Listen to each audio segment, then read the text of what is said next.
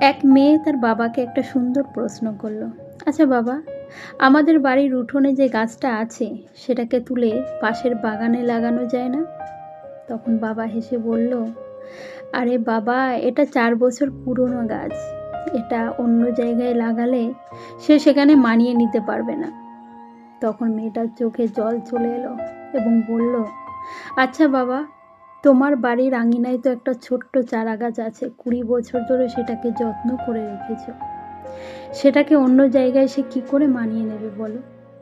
তখন বাবা একটু ভেবে উত্তর দিল, মেয়েদের মধ্যে এই শক্তিটা আছে মা, যে অন্যের জায়গায় গিয়ে সে নিজেকে মানিয়ে নিয়ে তাদের জন্য সারা জীবন বেঁচে থাকতে পারে।